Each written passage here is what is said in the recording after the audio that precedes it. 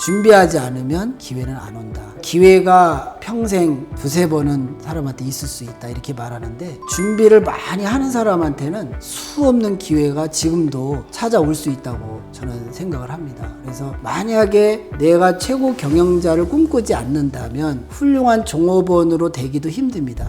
1부에서는 시골에 살던 소년이 어떻게 이렇게 사업을 성장시켰는지에 대해서 이야기를 다뤄봤고요. 2부에서는 사업가 혹은 재단의 운영자라기보다는 친구 아버님께 질문한다는 식으로 접근을 해도 괜찮을까요?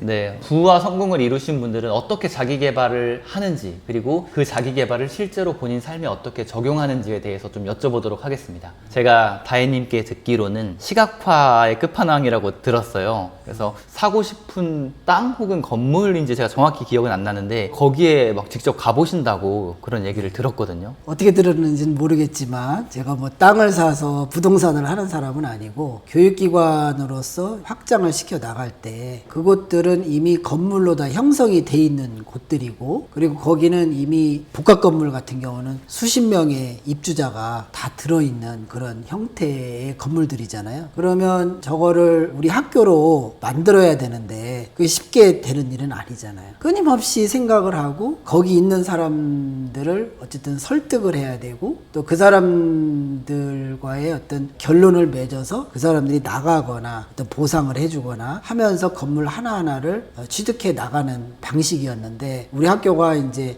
작게 시작한 그 공간에서 건물이 6개까지 늘어날 때는 모든 사람들이 차있던 공간을 한 것이지, 처음서부터 비어있는 공간을 쓰는 건 단 한 군데도 없거든요.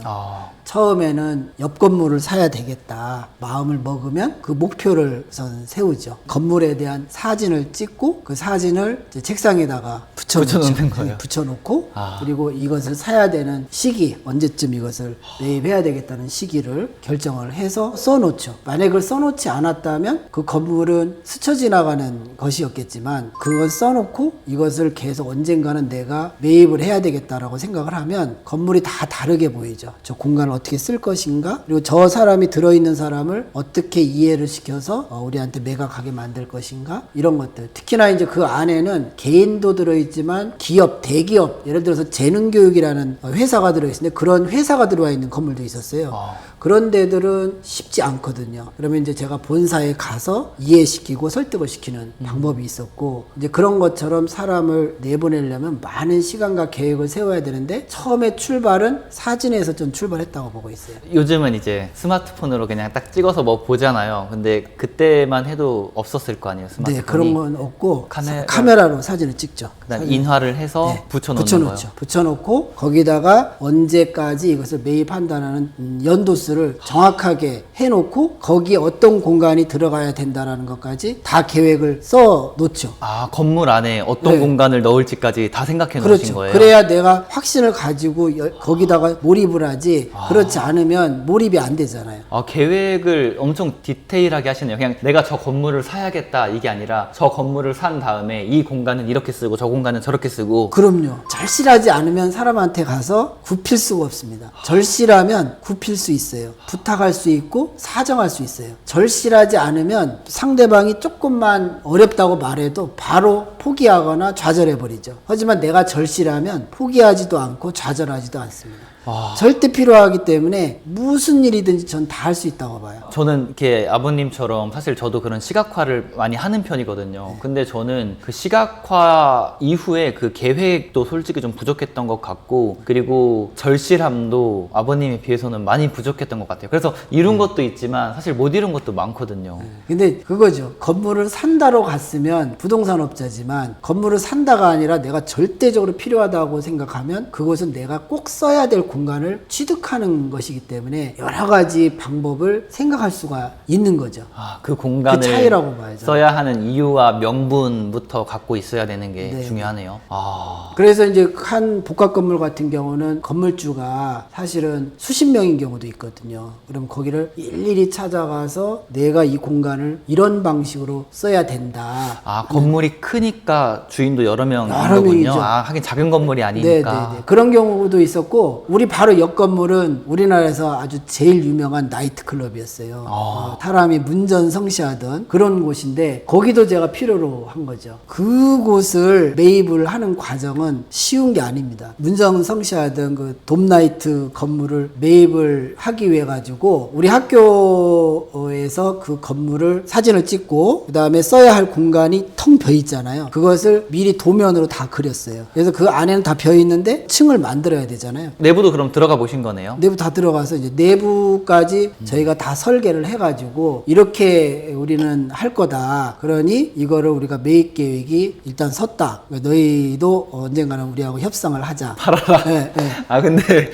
아버님 죄송한 말씀인데 이게 그 듣는 사람 입장에서는 사실 되게 약간 황당했을 것 같아요. 뭐야 이 사람 뭔데 우리 건물에 이런 것까지 다 해가지고 나중에 살 거라고 이렇게 와. 황당하죠. 황당하죠. 황당하죠. 황당할 하지만 것 그것이 출발이라고 보고 있고 그 다음에 또 건물 매입하는 것 중에서 가장 이제 결국 실패는 했지만 어려웠던 거는 우리 이제 옆에 건물에 기아자동차 건물이 있어요. 거기는 제가 기아자동차 회사 대표에게 편지를 썼어요.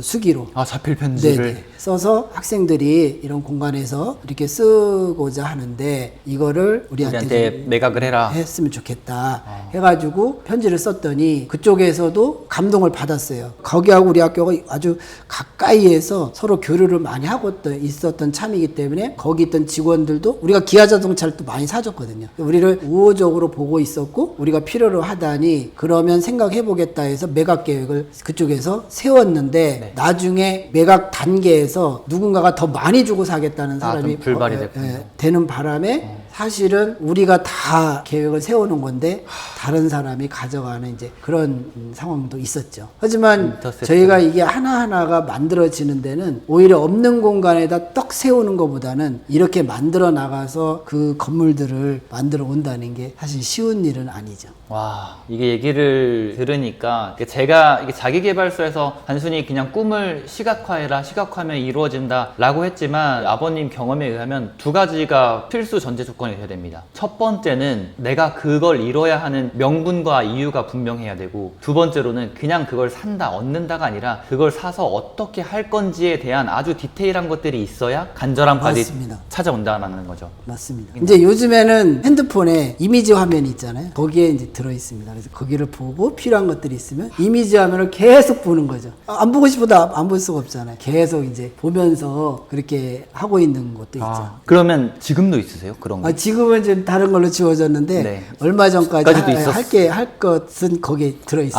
할 게 생기면 이미지화 해놓으시는구나. 네. 그러면 뭐 몇 년 동안은 그 이미지가 있죠. 사람들은 왜 이게 뭐냐고 물어보죠. 하지만 나는 그걸 보면서 계속 생각하게 되고 또 거기를 한번 들려보기도 하고 이제 이렇게 하는 거죠. 그래 이거 진짜였어. 이거 시각화 진짜 효과가 있죠. 저는 100배라고 생각하고 사는 효과가 사람. 100배가 있다. 그러면 루틴이라고 하죠. 나만의 정해진 습관. 저 같은 경우에는 뭐 새벽에 일어나서 시각화하고 명상하고 막 이런 것들을 하거든요. 네. 그럼 아버님도 혹시 그런 루틴이 있으실까요? 저는 아침 저녁은 오히려 그냥 평이하게 하는 것 같고 저녁은 뭐 가족과 아니면 텔레비보다 그냥 자고 하지만 이제 머릿속이 딱 정리가 되는 거는 중간 시간에 깨서 정리를 하는 것 같아요.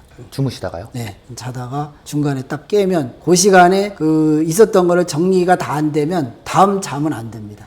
알람을 맞추시는 거예요? 아니에요. 그것도 한 2, 3시면 정확하게 깨죠. 깨서 일정 이런 것들을 그 시간에 딱 정리를 하고 내일은 무엇을 해야지. 사실 오늘 같은 경우도 이런 일이 있다고 해서 어떤 이야기를 한다는 걸 나름대로 생각해보고 정리가 됐으니까 잠이 들었겠죠.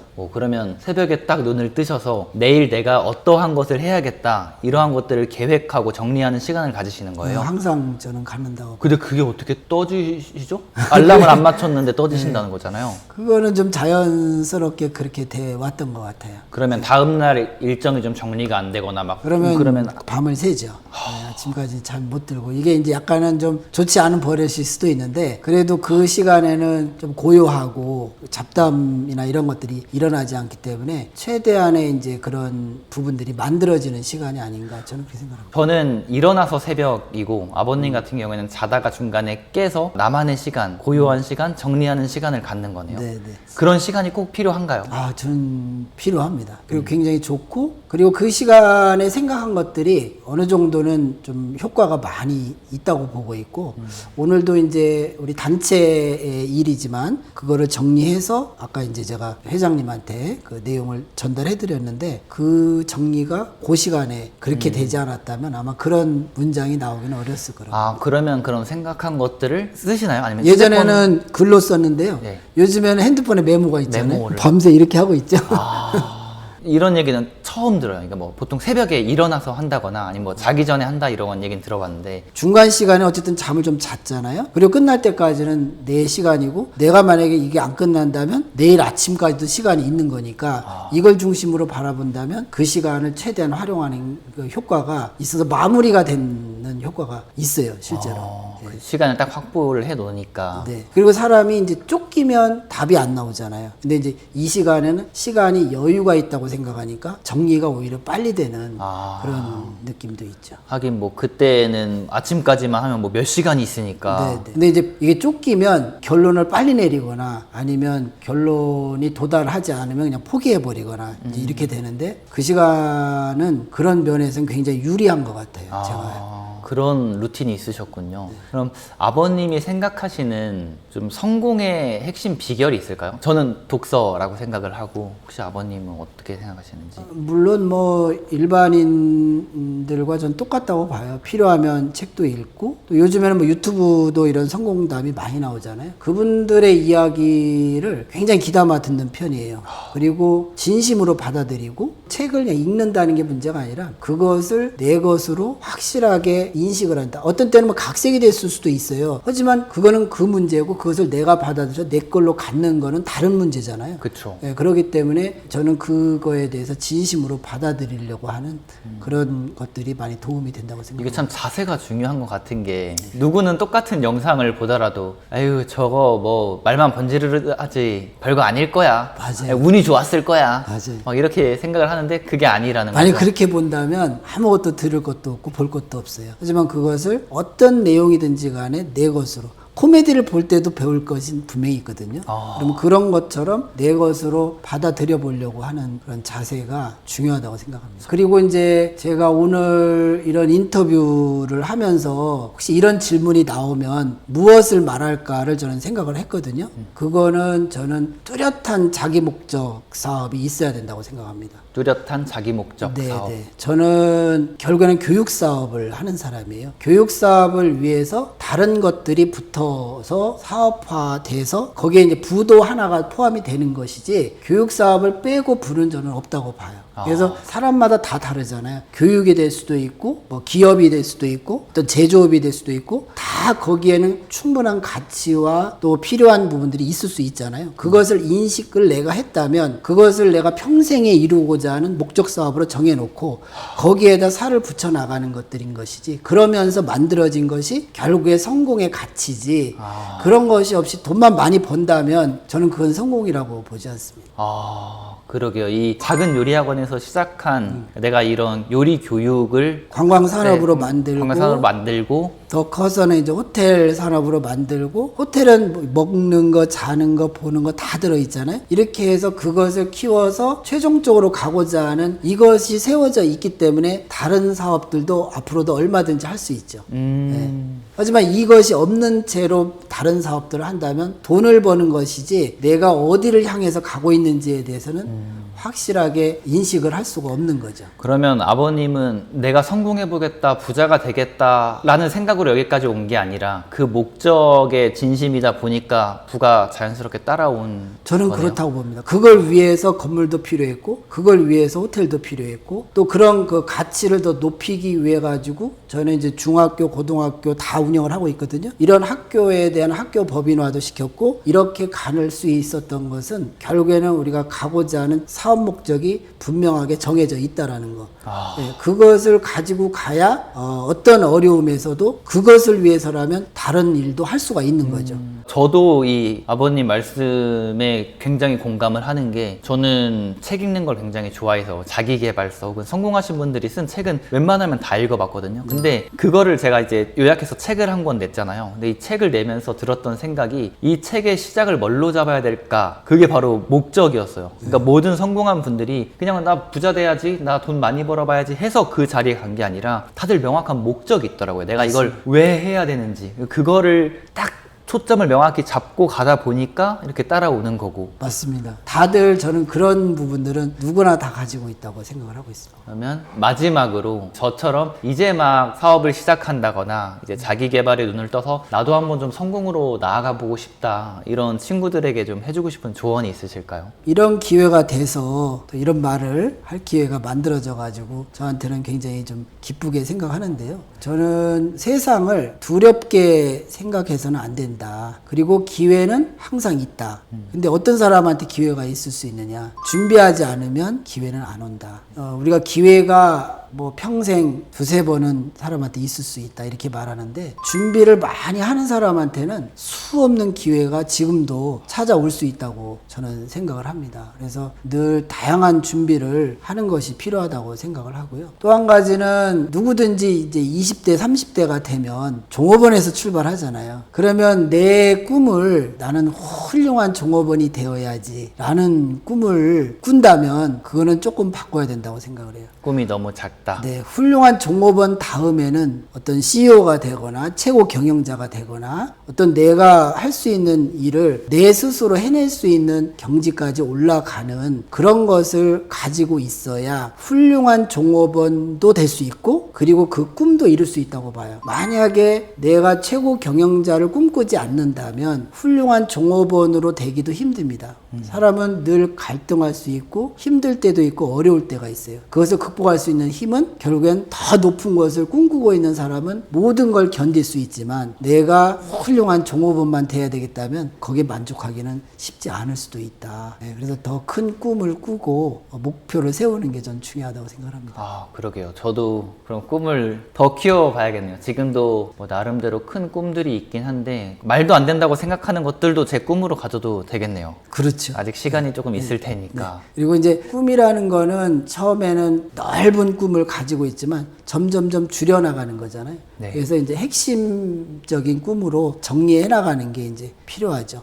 늘 꿈을 너무 많이 가지고 있는 사람은 명함이 자주 바뀌잖아요. 네. 저는 그것도 좋지 않다고 생각합니다. 언젠가는 내가 필요한 명함을 하나를 가지고 그 꿈을 향해서 꿋꿋이 가는 것이 전 더 중요하다고 생각을 합니다. 아, 감사합니다.